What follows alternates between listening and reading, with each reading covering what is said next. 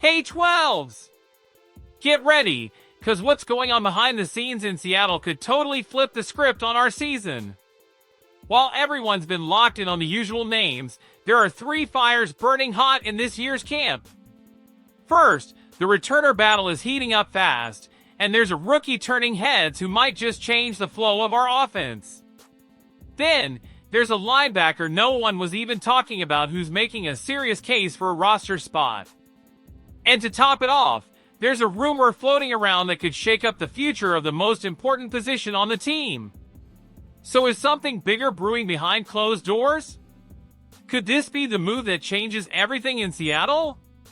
Stick with me till the end cause this video is packed with hot updates and might just give us a real preview of what's coming for our Seahawks.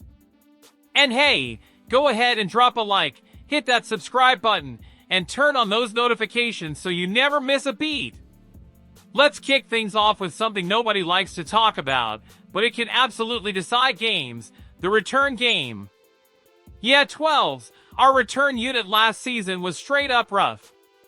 D. Williams and Laviska Shenault Jr. had all kinds of issues, 3 lost fumbles on kick returns, 2 muff punts, it was brutal. And that mess cost them, both were waived in early December.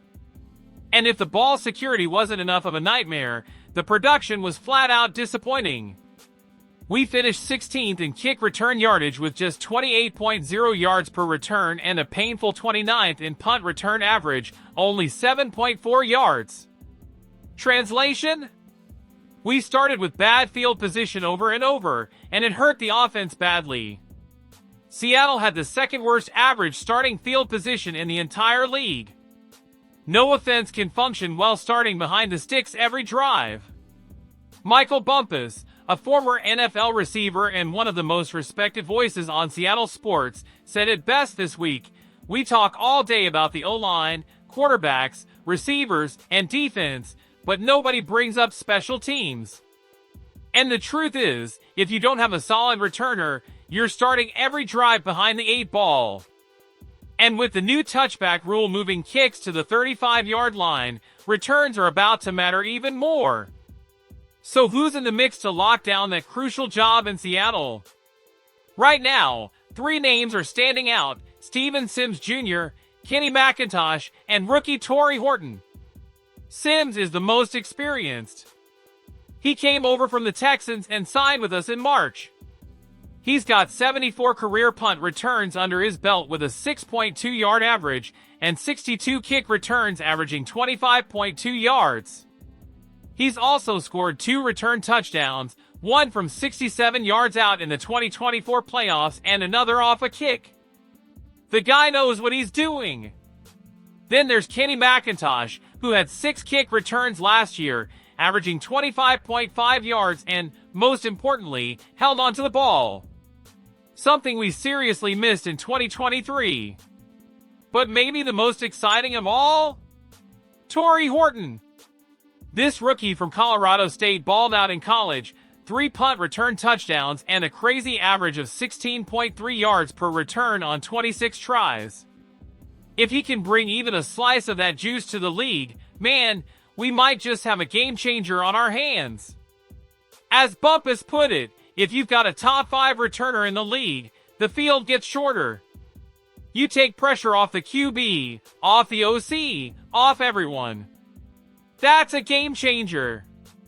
And with the season right around the corner, figuring out who owns that role will be one of the most important storylines of camp. Now, speaking of camp, there's another story heating up that not many are talking about. But it could get big, fast. Meet Derrick Jackson. A linebacker flying completely under the radar. No combine invite. Didn't get drafted. But the Seahawks brought him in as an undrafted free agent after he impressed at rookie minicamp. And now he's got a legit shot at making the roster. Let's break it down. Jackson 6 feet 1 inch, 236 pounds. Played 5 years at Kentucky. His breakout came in 2022 with 67 tackles, 4 TFLs, and 2 pass breakups. But in 2023, He went off 89 tackles, 8 for loss, 2 sacks, 4 PBUs, and even a pick 6. PFF put him on the All-SEC defensive team. In 2024, a midseason injury limited him to 8 games, which knocked down his draft stock. But the Hawks saw something. Despite the injury, despite no combine, they gave him a shot and signed him on May 12th. Why does this matter to us 12s? Because linebacker is one of the thinnest spots on our roster. The current starters? Tyrese Knight, our 4th rounder, and Ernest Jones 4. Backups? Drake Thomas and Josh Ross, both undrafted 2. Jackson starting camp with the 3rd stringers, lined up next to Patrick O'Connell. But if he balls out in the preseason, he could leapfrog the depth chart and earn a spot, even if it's just on the practice squad. And if everything clicks, he could sneak onto the 53-man roster. Our head coach Mike McDonald is known for being picky with linebackers, so if he's seeing something in Jackson that nobody else is, keep your eyes on this guy. He might be the surprise of camp. And now, here comes the twist 12s. Thought the quarterback saga was over? Not quite. After trading Geno Smith, signing Sam Darnold, and drafting Jalen Milroe in the 3rd round, it looked like we were set. But now, Max Dorsey from Pro Football and Sports Network is saying the Seahawks might target another QB in the 3rd round of the 2026 draft, Eli Holstein out of Pitt. Yup! Even with Darnold under contract through 2027 and Milroe just starting his rookie deal, rumors are swirling that Seattle might be back in the market. And yeah, it's a head-scratcher. On paper, this team has bigger needs. Wide receiver, tight end, interior O-line, all could use reinforcements. And the defense isn't exactly set in stone either. Dorsey himself believes the top 2 picks in 2026 will go to the defense. So why draft another quarterback? Only way it makes sense is if 2025 turns into a total meltdown. If Darnold can't hang. If Milroe doesn't develop. Then sure, go get another guy.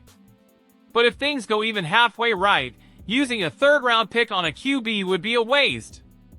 Milroe's got talent. He's raw, yeah, but give him time to grow and he could absolutely be the future.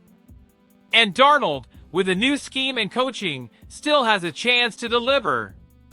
If the front office is already looking for another QB, that'd be a huge red flag about the current evaluation. So let's wait and see 12s. If this rumor's real, then 2025 went off the rails. If not, it's just more off-season smoke. The Seahawks are heading into camp with a bunch of battles, some expected, some totally out of nowhere. The returner fight could flip our field position game and take pressure off the offense. Derrick Jackson's rise is proof that gems can still be found outside the draft, especially at thin spots. And the quarterback chatter? It shows this front office might still be figuring things out. One thing's for sure, this 2025 season is going to be full of tests, and every little detail could make the difference. Now I want to hear from you. Which of these stories caught you most off guard? Do you think Jackson's got a real shot at the roster? Could Torrey Horton be our new return ace? And are we really going to go after another QB next year? Drop your thoughts in the comments. I want to know what you think 12s. So don't forget, hit that like, subscribe, and turn on the bell so you stay locked in for every update about our Seahawks. This is content made by the 12s, for the 12s, with heart, with passion. We're in this together. Go Hawks!